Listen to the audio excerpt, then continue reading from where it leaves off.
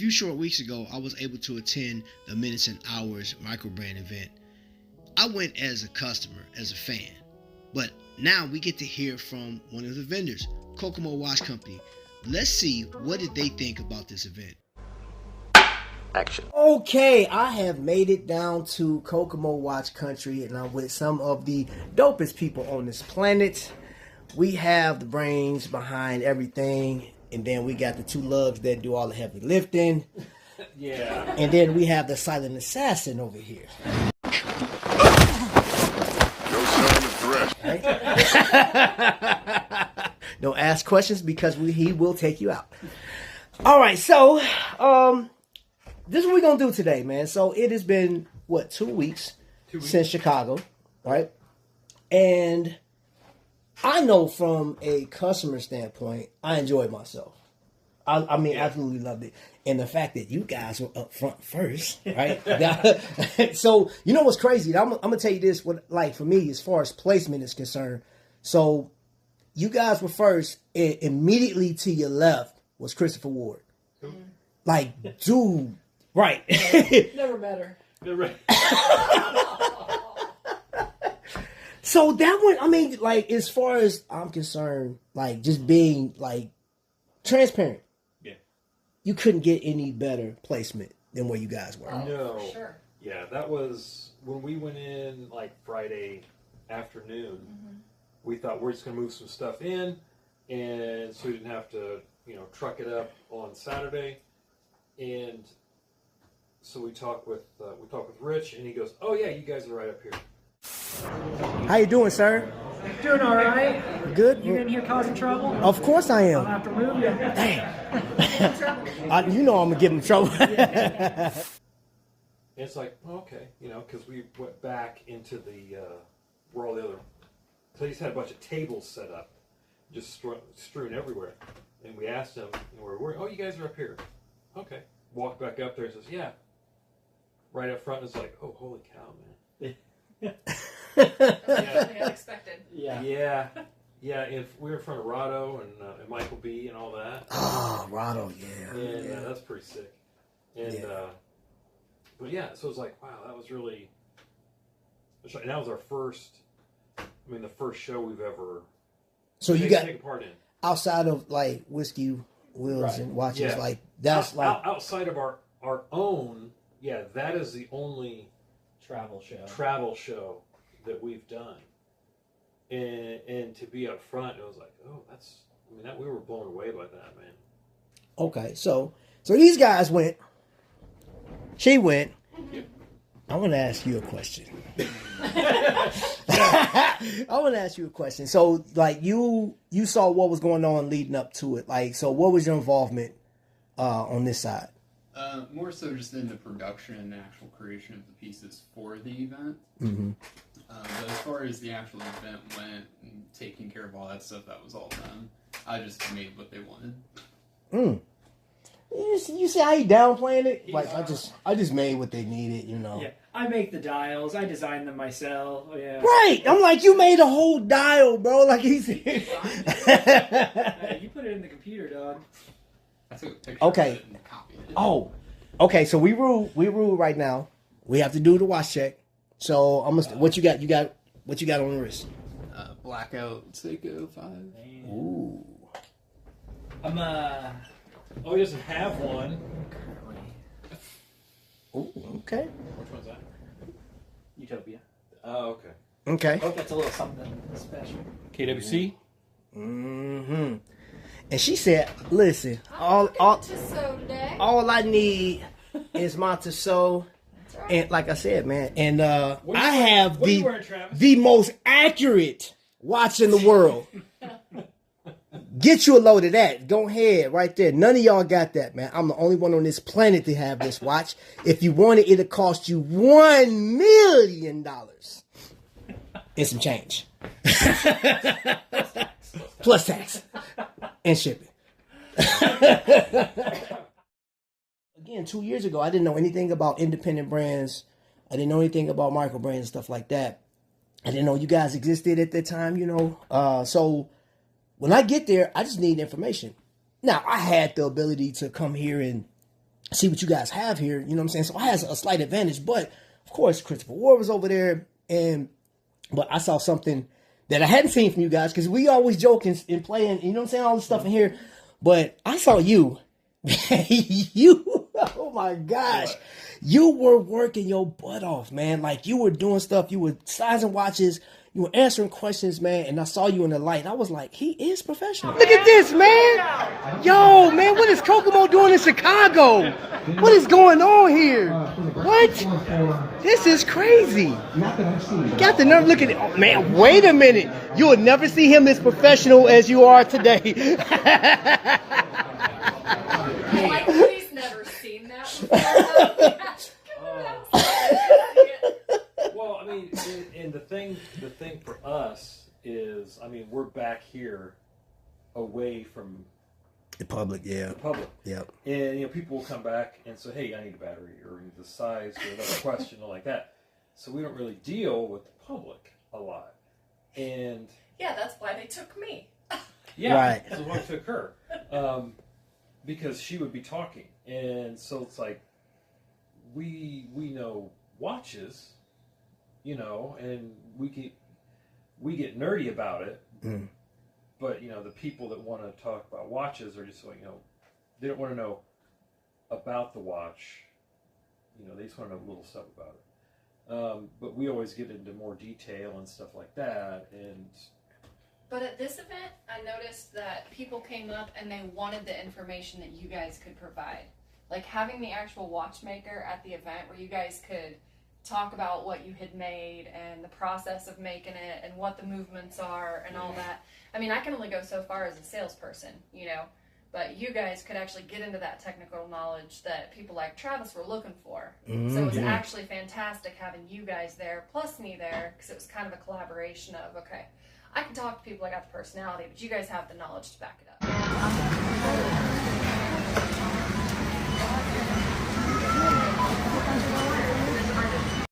It was so constant. Yeah. I mean, we were blown away because, you know, when we were setting up, it's like Saturday at 11:30, you know, and people are lined up down the hall to get in, and we're like, what do we do? Yeah. What do we get into? You know, and there were just hundreds and hundreds and hundreds of people just kept coming in. It was like, oh wow, holy cow, man! We were in shock, and just the constant stream of traffic and talking and all that. Mm-hmm. And then when there was a lull, we just kind of literally sat down. Like, breathe. Yeah. Just take a breath. Yeah. Get some water. Yeah, because that's the other thing is, we sit down all day, you know, and to stand up, you know, for hours and hours at a time, it's like, oh my God, this back hurts so bad. Oh. It was funny because I'm used to that, like the stand and all that. Yeah. And they're not. It was funny to see, actually. You know what I actually really enjoyed was getting able to see all the other microbrands there and what they had to offer, what they were doing different. I mean, there were some really talented microbrands there, I thought. Yeah. For sure. Yeah. Everybody there is super great. We were able to meet up with everybody. That was one of my big things I wanted to do, was network out while we were there. Right. And so getting to meet, I could list several brands. Obviously, there were some people we knew, like Fair and Swit. Right. But getting put face to the name with Trafford and South Bend, I had known they existed, but I had not been able to make a connection with them. So being able to meet up with them and set up future meetings and seeing how we might be able to work together in the future with a lot of companies that were there was really cool. And meet some potential collaborators with Whiskey Wheels and watches coming up. Right. So we're looking to expand. Oh yeah, greatly expand. Yeah, So hopefully a lot of them will come. I mean, it'd be great to have a lot of the people that we met there actually come, because they were worth showing. Yeah. Hint, all you guys that are watching. Officially, we can't say anything, but yeah. I can. So June 8th, you need to come out here. You know, if you are an independent watchmaker, come on out here and come see my watch because you don't have that, right? But the one thing, I mean, there's a lot of things because I love the entire show.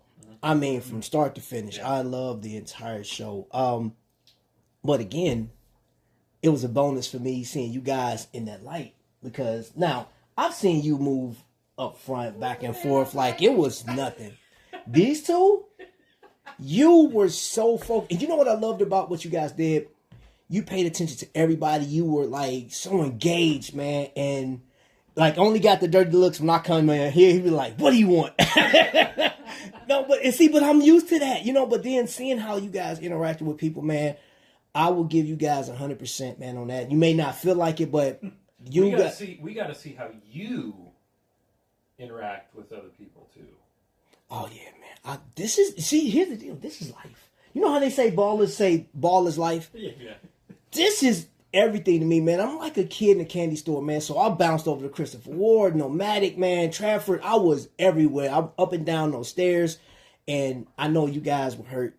Backs was hurting because when I got in the car to go home, I said, Lord, have mercy. I was like, man, like when you come hustling.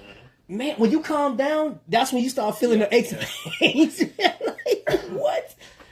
So I'm going to ask you guys, so for you, you said one of the things was you love interacting with, other watchmakers and stuff like that or companies. What was another takeaway for you for that?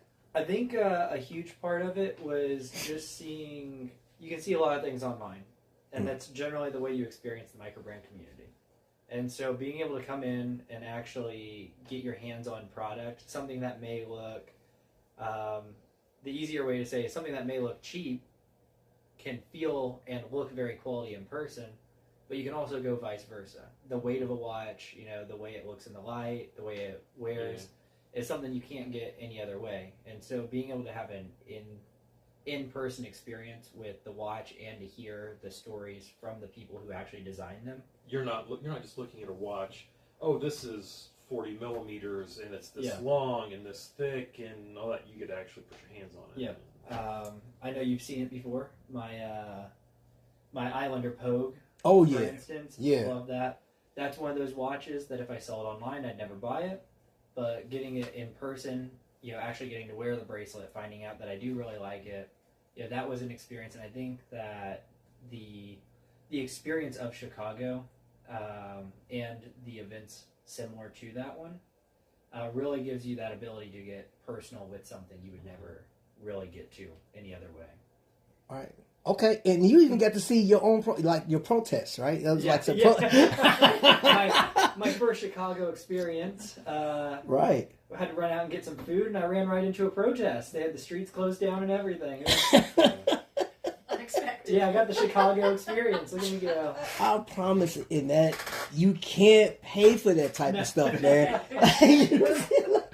It is the craziest thing ever, man. It's like there's always some type of takeaway for the show. So, like for you, what was like something else that you loved about it?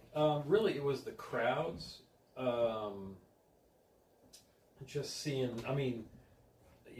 Going back to whiskey wheels and watches last year. It was a big crowd, but that was like nothing like Chicago. It was just that entire vibe.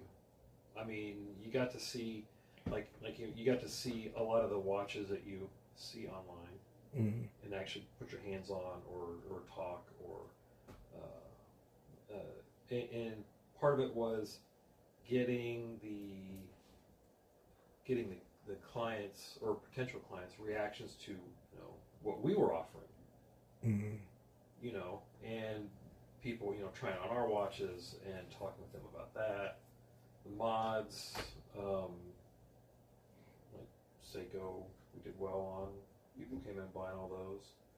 The Flutterman stuff was well received. Ladies and gentlemen, what you don't know about her, she is world renowned. She's famous both in Indianapolis and Kokomo.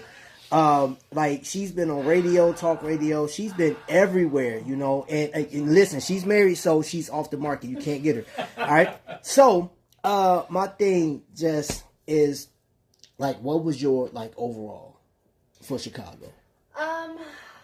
For me, what I probably liked most about it was seeing the actual enthusiasm of the people coming up and finding a place that did so much under one roof. People genuinely couldn't believe what we out of this small town Indiana can actually do.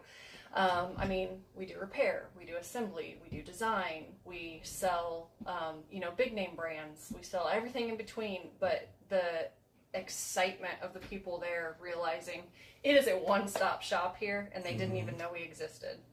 So that was exciting for me to know that we're doing something right. You know what that sounded like to me? Radiator Springs, cars. Route 66, come get your fix. Yeah. Yeah, come get your fix. Literally. So, all right, let's talk watches. So you guys sold Seikos and stuff like that, but your bread and butter is you guys are working on designs yourselves. Yes. Okay, so were you guys able to get some designs out there for people to see? We did the Seiko mods did really well. Okay. Sold quite a few. The Kokomo Watch Company stuff is, now granted it's a little higher price point, but there was there's a huge interest in that, and I know down the road we'll probably have some contacts, and we're currently running them bespoke by nature. So we have our base designs that you've seen before, and then we're trying to offer to clients that ability to go truly unique. So if you like the base design and you wanted to go that route, we can certainly do that. But we certainly for the show, we really pushed this concept that, I want to find out more about you as the client, and I want you to work with me directly. Maybe, we can do something with the dial that more relates closely to you as a person. Maybe doing something on the movement, finding whatever makes it unique. Yeah, not necessarily. This is what we offer, but it's not necessarily off the rack. Let's say. Right. If you want something a little more tailored, that's what you can get. And I know a lot of other. You might say, look at us, we're small. Yeah. So we can usually adjust to an individual client, where if you're a larger company, it's not gonna, you call Seiko and you want something individual, that's just not gonna happen. Right. And even on maybe a microbrand level, the true microbrand level is, lead times, and you still have to have large orders and all that, where since we're on a more individual basis, we can we can adjust easier to an individual than a larger company. Yeah, everything we do is already produced on a 1-of-1 scale, so it's easy to switch off. You want this adjustment done to the dial, we do that. All of the plates are made one by one by hand, when they're refinished and replated. All the engravings are done one at a time, so we have that ability to make those small adjustments and fine tune. So that's definitely something that we decided we wanted to lean into a little bit further. And so we did meet with some really great people who were very interested in it, and they're trying to get their concepts ready for us, and then we'll just have to find a way to make them reality. I say, hold up, wait a minute. I love the way that you guys downplay like what you do back here. The passion that these guys have behind what they do, it's you guys are downplaying it like crazy. They're passionate about what they do. They talk about 1-of-1, but this is really, they're pouring their heart and soul into every single watch that they make. Those times when you get up early and you work hard, those times when you stay up late and you work hard, those times when you don't feel like working, you're too tired, you don't want to push yourself, but you do it anyway. Work and blood, sweat, and tears that I've seen go into these things. So they play it down, but it's the passion behind it. That's what makes them special. That's what makes Kokomo Watch Company special. It's these two guys' passion behind it. I know you guys don't do it just because. There's people that's going to have one of your watches on their wrist forever, for an eternity. Past your life, my life, yours. Like, think about that. Your great-grandchildren. Somebody's, like my great-grandchildren, and y'all keep note of this. This is being documented. When I tell you whatever watch I say, hey, that's the watch. That's the one. That's the one. Yeah. My great-grandchildren will be able to look at this video 2060, 2095 or some crazy year. This is your grandfather's watch. It is 200 years old. We say of them, it's like, discover your own personal time machine. And that's what we try to do is, you come in and, whatever watch, if there's a watch up there and you buy it, okay, great. It's yours. You love it. You bought it because you love it. And that watch is going to be with you, everything you do, and that's your time machine, and that's something that, or if somebody gives it to you as a gift or something like that, you remember that person because of that watch. We always say, a watch is an intimate item. It's on your wrist every day, or somebody gave it to you, or it means something, and that is what what we try to do is bring watches that are going to mean something to people in the future. So it's a time machine. In 100 years, it's gonna hey, this belonged to my great grandfather or whatever. So yeah, you can't downplay what you guys do. Wait a minute, y'all thought I was finished? Here comes a new challenger. Look who came. Now this was a complete surprise, bro. Like special guest. Yo, that's crazy, bro. We just got through talking about you, man. That's crazy. Some of it was good. Yeah. Hey, you know what? All this energy, awesome sauce, man. Hold on, wait. So. Come on. It won't get off of Mike B. It's like, I love him. But look at that awesomeness right there. Everybody. The camera loves you, baby. So at this point, I just want to say that, the Chicago event from my perspective was amazing. You guys did a great job. Dude, you did an amazing job. Look, and I love those beats. Y'all had to be there, man, for that. But, the thing, like, for me as a consumer, and not even as a YouTuber, but as a consumer, I appreciate what you guys did. You guys put out some stuff that was, like, amazing. The demonstrations. Now, that wasn't shared equally. And I can say that because some people are into it. Then you got reps that is like, they know a little bit of information. And it's like, and I feel so bad for this one person. I went live and I asked a question and this person couldn't answer the question right. And they answered it, just misspoke. And I was like, okay. So I had to like move on. You know what I'm saying? Because I was like, okay, we can't, this is live. You know what I'm saying? I'm like, crap. I felt so bad. Pull the fire alarm. I'm like, oh, but and that's one thing that I hope people see this. And the one takeaway is like, if you're going to be into watches, you have to be passionate about it. Mm-hmm. And especially what you guys do, because again, you can go buy an Omega. Omega got a nice lineup coming out. Whether you like the Moon Swatch or not, that thing is popular, right? So I appreciate what you guys do. Hey, we definitely appreciate what you do. And then of course, I got to show her face before we leave because I know y'all just love it. Y'all love it. Look at that little face. 8 whiskey wheels and watches. Car show, music, whiskey. watches, whiskey tasting. Did I say whiskey? Yeah. Oh, and we get to throw him off a building to see if he. We did do the watch durability test last year. This year we will be doing a watchmaker durability test. Yes, right. We'll throw in the watchmaker off the building. Yeah. Right, we're going to put a G-Shock on his wrist, and we're going to toss him off the building. I'm excited. Matter of fact, you know what? Let's do it off a helicopter. and we're gonna sign off, man. This is Kokomo. It's small, but man, it's so much energy in here, so much love, and so much attention to detail.